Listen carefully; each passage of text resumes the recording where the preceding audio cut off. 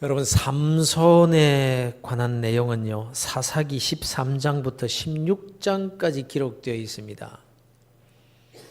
그런데 한 인물에 관한 내용이 이 성경에 4장에 걸쳐서 기록되어 있다는 것은 대단한 인물이라는 뜻입니다. 그러나 이것은 삼손이라는 한 인물을 소개하기 위해서가 아닙니다.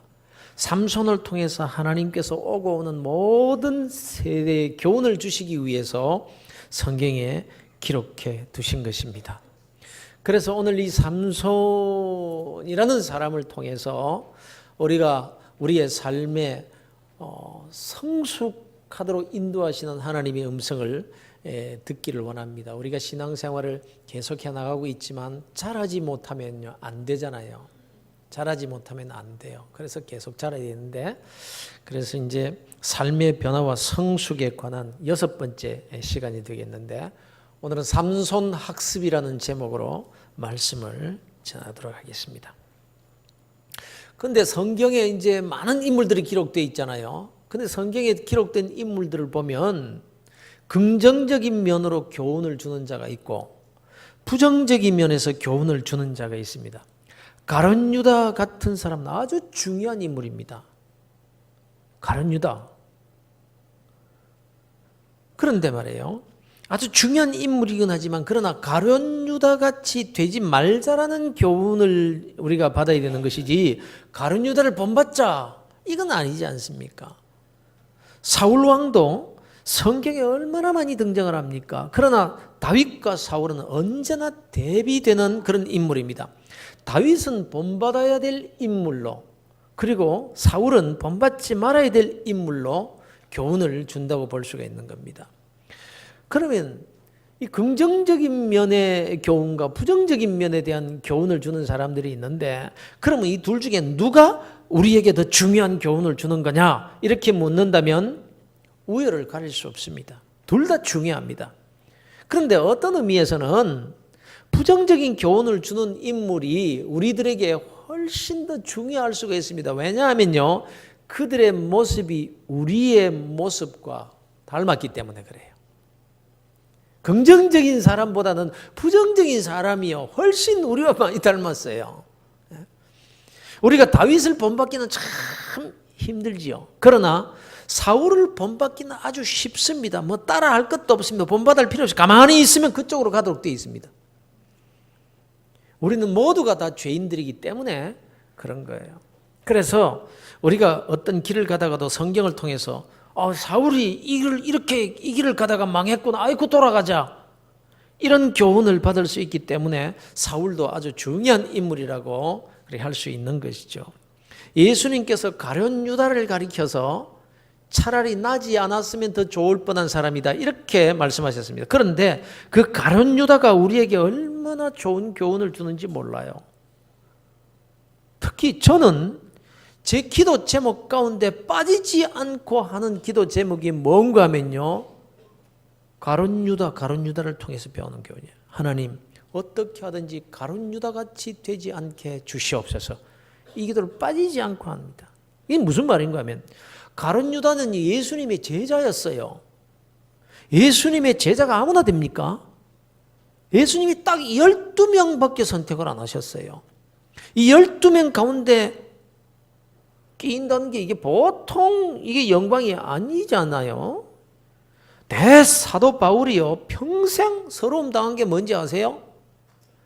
12명 중에 끼지 못했다는 이것 때문에 평생 가슴앓이 하며 살았다고요. 사도성을 인정받지 못한 거예요. 자기도 사도라는 것을 주장을 막 하는데도 네가 어떻게 사도냐? 사도가 되려면 예수님의 제자 중에 한 사람이어야 되고, 근데 네가 어떻게 언제 제자였느냐? 사도가 되려면 예수님께 뽑혀서, 그리고 예수님과 함께 3년 동안 함께 다닌 자라야 사도의 자격이 있지 않느냐? 네가 언제 예수님과 함께 다녔냐는 거예요. 그래서 얼마나 서러움을 많이 당했는지 몰라요.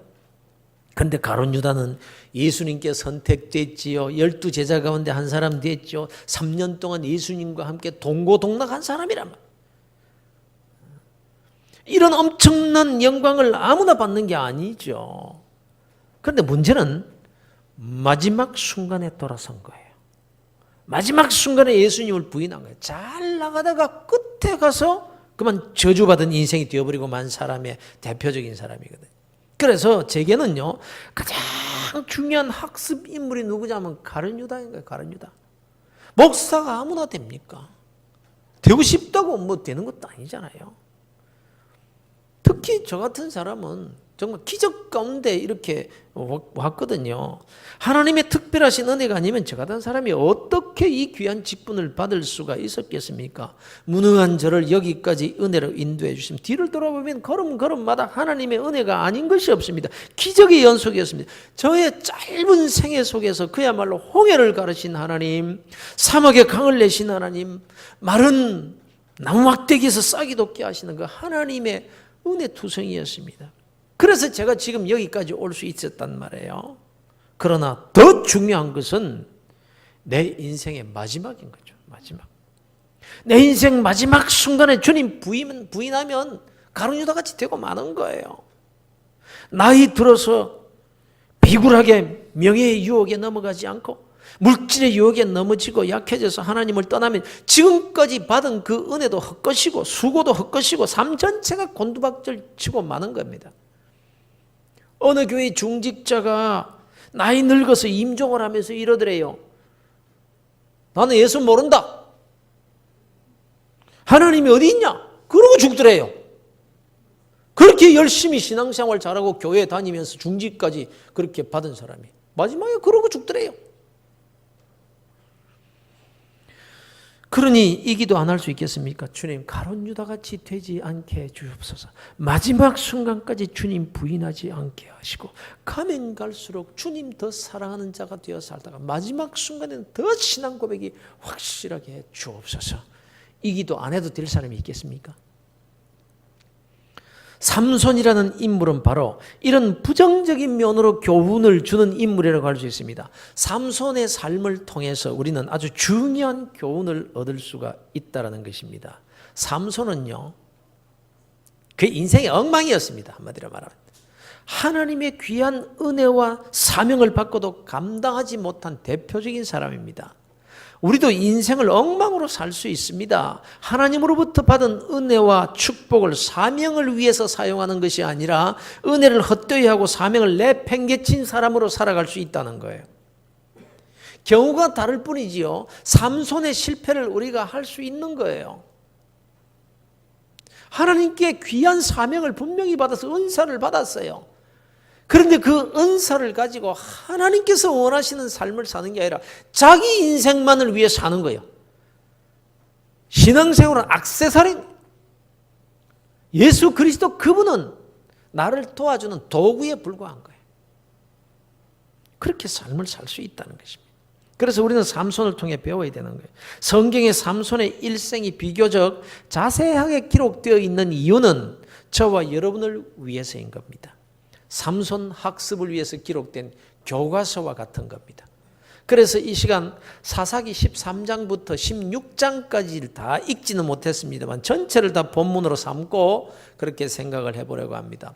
삼손은요 20년간 이스라엘 사사로 일했던 사람입니다. 사사가 뭐 하는 사람입니까? 성경적으로 또는 신학적으로 설명을 드릴 수 있겠습니다만 좀 더 쉽게 표현하기 위해서 국어사전을 딱 찾아보면요 사사에 대해서 이렇게 정의를 하고 있어요. 구약시대에 이스라엘의 종교를 보호하고 적의 압제로부터 이스라엘 민족을 구하기 위하여 하나님이 보낸 지도자 이렇게 되어 있습니다. 사사가 왕이 없던 시대잖아요. 그래서 사사기. 왕이 없던 시대에 이스라엘 백성들을 구하기 위해서 하나님께서 특별히 그 시대마다 세운 지도자였습니다. 그러니까 하나님이 특별한 시대에 특별한 사명을 감당하도록 특별한 능력을 주셔서 세운 사람들이 사사들이었습니다. 사사들.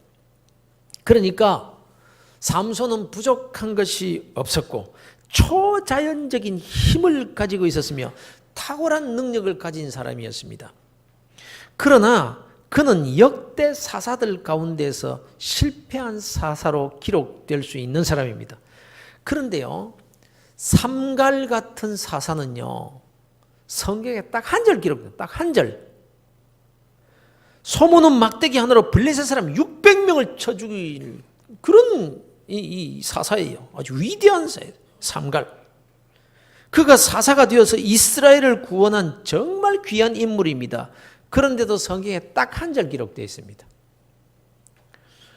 돌라라는 사사는요 2절, 야일이라는 사사는 3절, 입산도 3절, 엘론도 2절, 압돈도 3절밖에 기록되어 있지 않았습니다. 이 사람들이 삼손보다 못한 사사들이 아니었습니다. 모두가 다 한 시대 이스라엘을 구원하는 영웅들이었습니다. 그리고 이 사람들은 다 성공한 사사들이에요. 그런데 이런 성공한 사사들에 대해서는 간단하게 언급을 하면서 왜 실패하고 그 삶이 엉망진창인 삼손에 대해서는 이렇게 장황하게 기록하고 있느냐 하는 점입니다. 하나님께서 우리에게 교훈하시고 싶은 것이 있어서 그런 거예요, 여러분. 우리는 그 길을 가지 말라는 겁니다. 우리는 삼손이 실패한 그 삶을 반복해서 살지 말라는 것입니다. 그리고 이 삼손의 실패를 교훈으로 삼으신 이유는 이 삼손의 실패가 보편적인 인생의 모습들이기 때문에 그래요. 오고 오는 모든 세대의 모든 사람들에게 다 적용되는 내용이기 때문에 이런 말씀을 길게 기록해 놓고 있는 것입니다. 그런 거로 우리가 변화를 받아 좀 더 성숙한 자리로 나아가기 위해서는 삼손을 학습할 필요가 있는 것입니다. 삼손의 모습 속에서 나 자신을 발견하고 삼손의 인생 과정과 그 결과를 통해서 내가 어떤 모습으로 이 세상을 살아가야 될 것인가를 우리가 배울 수 있기 때문에 그런 겁니다. 우리 젊은이들 삼손을 닮은 삼손을 잘 보셔야 돼요. 삼손은요 하나님께 은혜를 받은 자입니다. 특히 아무도 당할 수 없는 육체적인 특별한 힘을 가진 그래서 요즘 장사다 그러면 누구 닮았다 그래요? 빨리 이야기해요. 누구? 삼손같이 힘세다 뭐 이러지 않습니까? 두말할 것 없이 하나님께서 그런 힘을 삼손에게 주신 이유가 뭐냐? 이스라엘을 구원해내시기 위한 사사의 사명 때문인 거예요.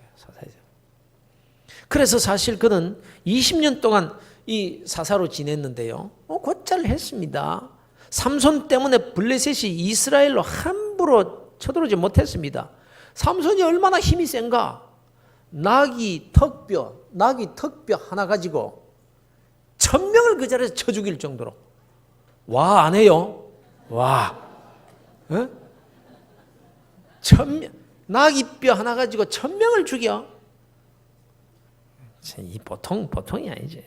그러니까 삼손이 있는 한 블레셋 사람들이 쳐들어올 생각을 못 하고 엄두를 못 낸 거예요.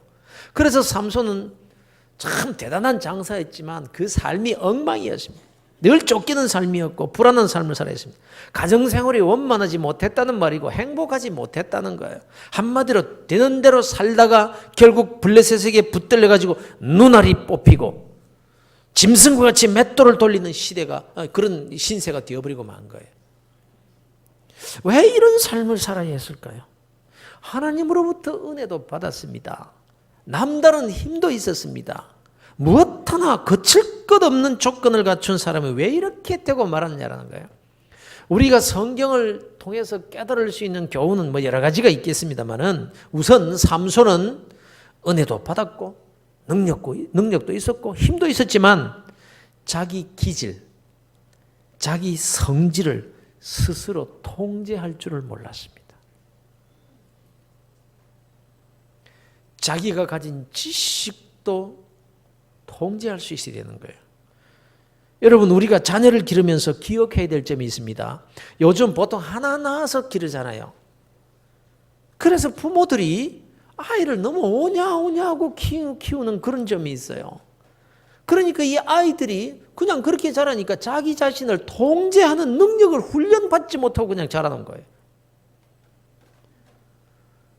여기에서 우리 삼손에게 꼭 배우셔야 됩니다. 삼손은 자기 하고 싶은 일을 다 했습니다. 한 번도 누구에게 제재를 받은 적이 없습니다. 한마디로 아나무인이었어요. 아나무인. 그 힘도 세죠. 누가 잔소리하면 한 방에 날아갈 건데 1000명을 죽였다니까 턱뼈 하나로. 근데 그가 태어나기 전 부모가 하나님으로부터 하나님의 사자로부터 계시를 받고 태어날 때부터 나실인으로 태어나면, 나실인이 뭐냐? 나실인이 난 하나님으로부터 구별된 자로서 머리에 삭도를 대지 말며 포도주와 독주를 입에 대지 말며 시체를 가까이 하지 말아야 하는 구별된 사람입니다. 구별된 사람. 태어나면서부터. 그러니까 부모도 그랬을 거예요. 야, 이 아이는 범상한 아이가 아니다. 하나님의 특별한 은총을 받고 태어난 자다. 이거 알았을 거예요. 계시받고 그렇게 됐으니까. 그러고 보니까 힘이 장사. 그래서 부모가 이 아이를 특별 대우하지 않았겠습니까? 그러니까 자기 하고 싶은 일 다 한 거예요, 어릴 때부터. 비록 삼손의 부모가 하나님으로부터 계시를 받고 특별한 아이를 선물로 받았다고 할지라도 그러면 그럴수록 신앙 교육을 더 철저하게 시켜야 되는 거예요. 그래서 하나님의 뜻을 따라 태어난 아이니까 하나님이 알아서 하실 거야. 그냥 하나님이 알아서 하실 거야. 하나님의 사람이니까 그러고 내버려둔 이런 태도는 옳지 않다라는 겁니다. 삼손보다 더 하나님의 뜻을 따라 태어난 아이가 세상에 어디 있겠습니까? 여러분의 아이가 아무리 하나님의 뜻과 계시와 섭리를 따라서 또 기도해서 응답으로 태어난 약속의 자녀라고 할지라도 삼손보다 더 하겠느냐 이 말이에요. 삼손은 태어나면서부터 나실인으로 딱 하나님께서 그렇게 태어나게 하셨어요. 그런데 설사 삼손과 같이 그렇게 태어났다고 할지라도 부모가 제 마음대로 내어버려두면 안 되는 거예요. 인간은 모두가 다 죄인들이기 때문에 그래요. 여러분 기억하십시오. 자기의 기질, 성질, 성품 이걸요 조절할 수 있는 그런 사람이 되도록 훈련시켜야 되는 거예요. 삼손은요 자기 성질을 스스로 제어할 수가 없어요. 다스릴 줄을 몰랐어요. 화가 나면 참지를 못했습니다. 블레셋 여자 한 사람 때문에 이 화가 나니까 화를 참지 못하고 그 블레셋 사람들의 곡식 논에 곡식이 다 자랐는데요. 세상에 거기다 불을 질러버려요. 화를 참지 못해가지고. 15장 7절에 보면 내가 너에게 원수를 갚고야 말리라. 원수를 다 갚기 전에는 분을 풀지 않겠다는 말입니다. 그래도 누구 하나 말릴 수가 없었어요. 이미 통제불능의 사람으로 그냥 살아나 버리기. 그러니 우리 그리스도인들은요, 이 분에 대한 조절 능력을 훈련받아야 되는 거예요. 성질 난다고 함부로 고함 지르고 자기 할 말 다 하면 안 되는 거예요. 그건 결국 내게로 돌아오게 되어 있는 거예요. 성숙한 그리스도인이라는 게 뭔가? 자기 자신을 통제할 수 있는 훈련이 된 사람을 가리켜서 성숙된 그리스도인이라고 하는 거예요. 자기 하고 싶은 대로 말 다 하고 하고 싶은 대로 행동 다 하고 그러면 안 되는 거예요. 성경은 이 분을 조절할 수 있어야 된다고 가르치고 있습니다. 잠언 15장에는 이렇게 말씀합니다. 분을 쉽게 내는 자는 다툼을 일으켜도 노하기를 더디하는 자는 시비를 그치게 하느니라. 삼손은 늘 다투면서 살았습니다. 삼손이 가는 곳에는 싸움박질이 일어났던 것. 하나님께서 삼손에게 힘을 주신 것은 어디든 가서 아무나 시비하고 때려 부수라고 힘 주신 것이 아니거든요. 우리가 성숙한 그리스도인들이 되기 위해서는 이 분노를 조절할 줄 알아야 되는 것입니다. 시비가 많은 사람이 있어요. 시비가 많은 사람. 여러분 자신이 스스로 생각해서 늘 나는 잘 다툰다 싶으면요, 이 분노 조절 훈련을 하셔야 됩니다, 여러분. 부부 싸움을 유난히 많이 하시는 분들 계십니까? 분을 참는 훈련을 해야 되는 거예요. 말하는 것을 참는 훈련을 하셔야 돼요. 그저 화가 나서 한마디 했다가도 계속해서 할 만 또 하고 옛날 것까지 끄집어내가지고 뭐 이러니 저러니 그냥 싸움하면 그냥 어릴 때 거 다 나와 그냥. 아니에요. 화가 나서 한마디 하더라도 참을 수 있는, 입을 꾹 다물 수 있는 그런 훈련을 하셔야 된다는 거예요. 사실 뭐 특별히 악해서 그런 것 아니잖아요. 부부가 사랑합니다. 헤어지자고 싸우는 부부는 없을 거예요. 그런데 싸움할 때 보면요, 다시는 살지 않을 것처럼 그렇게 싸워요. 그런데 또 보면 곧잘 살아요, 또. 그러나 부부 싸움은 칼로 물베기다 이러지만 그 마음의 상처와 영혼의 망가짐은 이루 말할 수 없는 거예요. 시편에서는 이렇게 말씀합니다. 분을 그치고 노를 버리며 불평하지 말라. 오히려 악을 만들 뿐이라. 스트레스 받칠 때는 확 한번 터뜨려 버리고 말아야지. 속에 담고 있으면 병된다, 암 걸린다 뭐 이러면서 화내는 것을 합리화시키려고 하지만요. 여러분 성경을 보세요. 성경을. 너무 의사 말만 듣지 말고 심리사 뭐 이런 사람 말만 듣지 말고 성경을 보시라니까요. 문제는 뭐냐? 문제는 뭐냐? 그 분노, 그게 한번 터뜨리는 그것이 죄를 짓게 한다는데 문제가 있는 거예요. 마귀가 언제 틈타느냐? 에베소서의 말씀입니다. 분을 내어도 죄를 짓지 말며 해가 지도록 분을 품지 말고 마귀에게 틈을 주지 말아라. 무슨 의미인지 아시겠어요? 분을 딱 품고 있으면 마귀가 샥 들어온다라는 거예요. 그러므로 분을 마음에 품지 마시길 바랍니다. 어떻게든지 화가 나도 빨리 풀어버리는 훈련을 하셔야 된다는 거예요.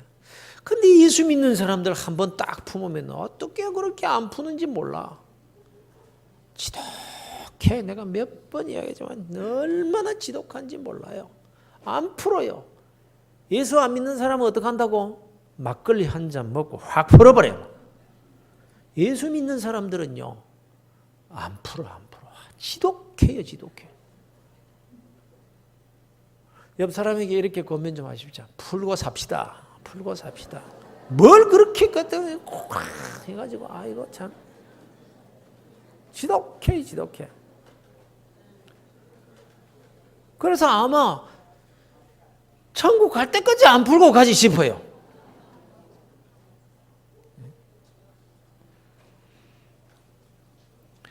그리고 삼손의 치명적인 약점이 뭐냐? 육신의 정욕을 따라 사는 무절제한 삶이었습니다. 삼손은 신체적으로는 아주 강한 자였지만 이 신앙윤리적으로는요, 문제가 많은 사람이에요. 결국 이것 때문에 삼손이 망하게 되는 거예요. 힘은 장사인데 신앙적인 결단력은 빵점인 거예요. 빵점. 훈련을 못 받은 거예요. 들릴라와 있었던 그 일을 예로 들어 보십시다. 블레셋 사람들이 들릴라라는 여자를 통해 가지고 도대체 삼손의 힘이 어디에서 나오니 그 비밀을 캐오라 이렇게 한 거예요. 그러니까 미인계를 쓴 거죠. 그러면 보십시오. 들릴라가 삼손에게 묻습니다. 당신이 나를 사랑한다면 내게만 가르쳐 줘요. 당신 힘이 어디서 나오는 거죠? 제가 말은 이렇게 했지만 얼마나 아양을 떨며 말했겠습니까? 자기 해가면서 안 그렇겠어요? 비밀을 캐는데 지금 뭐 얼마나 아양을 떨었겠어요? 해가면서. 그런데 가르쳐 줄 수가 없잖아요. 그는 블레셋 여자입니다.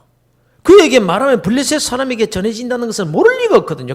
그러니까 가르쳐주지는 않고 마르지 않는 푸른 칡덩굴로 7번 묶으면 내가 보통 사람이 되지. 이렇게 농담을 했단 말이에요. 그래서 들릴라가 삼손이 잘 때 칠구로 7번을 꽁꽁 묶습니다. 그리고 블레셋 사람을 딱 매복시켜 놓고 삼손을 깨웁니다. 보소. 블레셋 사람이 쳐들어왔어요. 당신 잡으러 왔어요. 이런 삼손이 놀라서 벌떡 일어나가지고 힘 한 번 빡 주니까 칡덩어리만 딱 그냥 뭐 성경의 표현으로 되면 불에 탄 삼실같이 끊어져 버려. 얼마나 힘이 센지. 자, 이쯤 되면 들릴라가 어떤 여자인지 판명이 난 것 아닙니까? 이 요망한 것, 네가 간첩이구나.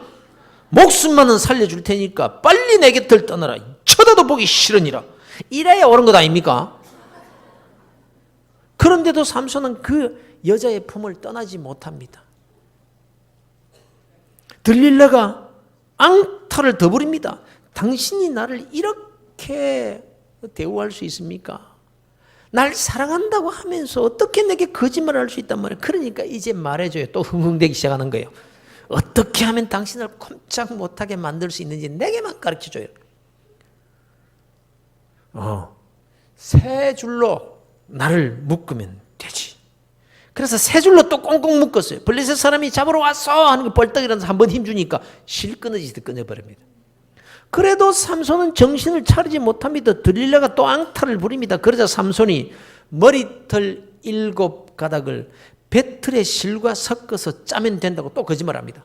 그래서 또 그렇게 하고 또 깨우니까 일어나가지고 그 이래 버리니까 없어져 버려요.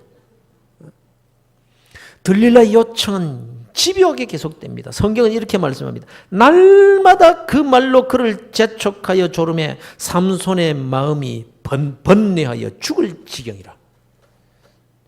죽을 지경이 뭐 죽여? 그냥 차 버리면 될 낀데.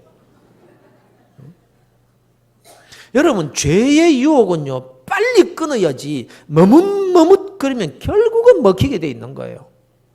삼손이 처음부터 가르쳐줄 생각이 아예 없었습니다. 그냥 놀리고 장난쳤던 거예요. 그리고는 자기 자신을 믿었을 것입니다. 네가 아무리 그래도 그것만은 가르쳐줄 수 없지. 이렇게 했을 거예요. 그래도 사사인데. 그런데 조금씩 시험에 빠져 들어가는 자신을 몰랐던 겁니다. 육신의 정력으로 짓는 죄가 이런 거예요. 여러분. 아무도 자기 자신을 믿으면 안 됩니다. 여러분 기억하십시오. 어느 누구도 내가 죄악의 구덩이에 빠질 것이다 하고 죄 짓는 사람 한 사람도 없습니다. 어떤 불신앙적인 일을 시작할 때, 야, 내가 이것 때문에 망하게 될 것이다. 이렇고 불신앙의 자리에 나가는 사람이 어디 있습니까? 처음에는요, 죄 같지도 않아요. 그 정도면 누구나 할 수 있는 일이고 또 누구나 이해해 줄 수 있는 일이에요. 그러나 사람은요, 조금씩 약해지는 것이고 조금씩 유혹의 늪에 빠져 들어가게 되어 있는 것입니다. 그래서 자기 자신도 몰라요. 그리고는 결국 깊이 빠져서 이게 아닌데 할 때는 이미 늦어서 헤어나오지 못하게 되고 말더라는 것입니다. 그래서 결국 삼손은 비밀을 털어놓게 되고 머리털을 깎이고 힘을 잃고 붙잡혀 누나를 뽑히는 신세가 되어버립니다.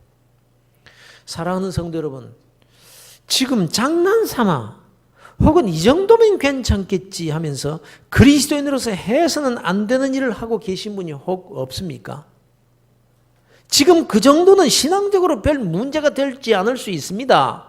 아직까지는 전혀 문제가 안 될 수도 있습니다. 그러나 지금 결단하셔야 됩니다. 지금 끊으셔야 됩니다. 나도 모르게 감각이 무디어져 가고요. 눈이 어두워져 가고 나도 모르게 끌려 들어가 삼손과 같은 처지가 될 수 있음을 잊지 말아야 한다는 것입니다. 특히 명절 때 조심하셔야 됩니다. 명절 지나고 나면 신앙을 자기도 모르게 잃어버려요. 그리고 또 하나 삼손의 치명적인 약점은요, 하나님의 사람으로서 어떤 것을 위해서도 기도한 적이 없었다라는 거예요. 그런 기록이 없어요. 마지막으로 연회장을 무너뜨릴 때에 하나님 나를 한 번만 생각해 주시옵소서. 이번만 나로 강하게 해주셔서 블레셋 사람이 내 눈 뽑은 그 원수를 갚게 해주시옵소서. 이 기도 외에 살면서 기도한 흔적이 없어요. 기도 안 해도 힘이 장사인데 뭐. 기도 안 해도 뭐 자기 뭐 하고 싶은 거 다 하는데 뭐. 다들 쩔쩔매는데 뭐. 그런데 만일 평소에 이 삼손이 기도하는 사람이었다면 어땠을까요? 삼손이 여자를 구할 때도 기도하고 구했으면 어땠을까요? 여러분, 내 자식이 여자와 사귈 때 하나님 앞에 진지하게 기도하고 사귀도록 교육하고 그렇게 부탁을 하고 계신지요? 혹 신앙적인 말 한마디도 해주지도 않고 삼손과 같이 눈에 드는 대로 감정이 이끄는 대로 행동하도록 내버려 두고 있지는 않습니까? 잠시 후에는요, 후회를 해도 소용이 없게 될 수도 있습니다, 여러분. 예, 회개하고 돌이키면 되죠. 그런데 우리가 삼손을 통해서 배워야 될 교훈은요, 진퇴양난에 빠져서 이제 옴싹달싹하지 못할 때 하나님께 기도하면 하나님께서 외면하지 않고 그 기도를 들어주십니다. 삼손을 보십시오. 마지막 기도 내용이 뭡니까? 하나님, 내가 이스라엘의 사사로서 못된 짓을 했고 하나님이 주신 능력으로 엉뚱한 일에 사용한 죄가 많습니다. 용서해 주옵소서.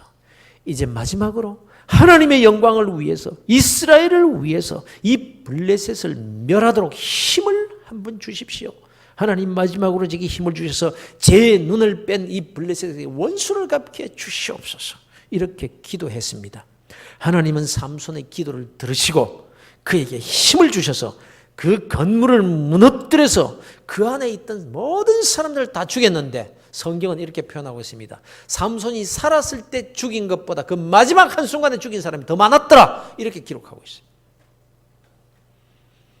그러나 기도 응답은 받았지만 빠진 눈을 되찾을 수는 없었고 옛날같이 사사의 직분을 감당할 수 있는 자리로 돌아올 수는 없었습니다. 우리가 절망 가운데 빠졌을 때 내 힘으로 어찌할 수 없을 때 기도해야 됩니다. 그 기도를 하나님께 들어주실 것입니다. 그러나 그 이전에 평소에 기도할 수 있는 훈련이 되어야 되는 거예요. 어려움을 만나기 전까지는 결단코 나는 기도하지 아니하리라 뭐 결심한 사람들 같아.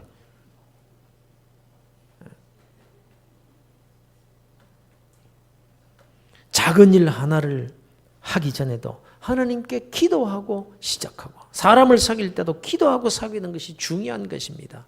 사랑하는 성도 여러분, 삼손을 통해서 우리가 배워야 됩니다. 우리 스스로 자기 자신을 잘 다스릴 줄 아는 훈련이 필요하다고 했습니다. 내 성질과 기질과 성품을 통제하고 조절할 수 있는 훈련이 필요합니다. 분노를 조절할 수 있도록 훈련하고 연습하시기를 바랍니다.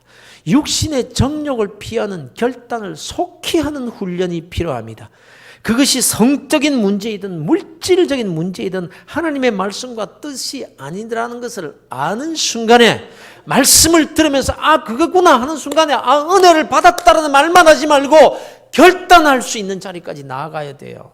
머뭇머뭇거리면 안 돼요. 삼손을 기억하시길 바랍니다. 그리고 이 모든 것을 위하여 기도하셔야 된다는 겁니다. 여러분, 기도하시길 바랍니다. 그런데 기도의 자리로 나오십시오. 기도하십시오. 이런 말을 내가 얼마나 많이 듣고 있는지를 가만히 생각해 보시길 바랍니다. 주일마다 제가 광고 시간마다 기도하셔야 됩니다. 기도의 자리로 나와서 함께 기도합시다는 말을 꼭 합니다. 여러분, 계속 무감각하시면 안 됩니다. 기도도 때가 있는 법입니다. 삼손을 통해서 깨달을 수 있기를 바랍니다. 언제 내가 기도해야 하는가를 잘 기억하시길 바랍니다. 여러분, 기도도 훈련입니다. 훈련. 매사에 하나님께 묻고 하나님의 뜻이 무엇인지 분별할 수 있는 은혜를 구하는 삶이 훈련되어져야 된다는 거예요. 예수님도 습관을 따라 기도하셨다고 성경이 기록하고 있습니다. 습관이 뭡니까? 습관은 훈련과 연습으로 얻게 되는 것이 습관이라는 거예요. 그냥 강조하지 않아도 당연히 기도의 자리에 나올 수 있도록 연습되어져야 된다, 이 말씀인 것입니다. 그러니 사랑하는 성도 여러분, 삼손 학습을 통해서 여러분의 삶이 더 성숙한 그런 신앙의 자리로 나아가게 되시기를 주의 이름으로 축원합니다. 그래서 자라야 된다고 그래. 자라야 된다고 그래. 너희가 이제는 딱딱한 음식을 먹을 만큼 그렇게 자랐어야 되는데 아직도 젖이나 먹고 있으니 될 일이냐? 성경이 그렇게 말씀하고 있어요. 네가 신앙생활을 몇 년째 하고 있는데 아직도 젖이나 먹고 있냐? 사랑하는 성도 여러분, 삼손 학습을 통해서 성숙되어야 되는 부분이 무엇인지를 오늘 교훈 받았습니다. 여러분께서 좀 더 성숙된 그리스도인의 자리로 나아가서 승리하는 복된 그리스도인들 다 되시기를 주 예수 그리스도 이름으로 축원합니다.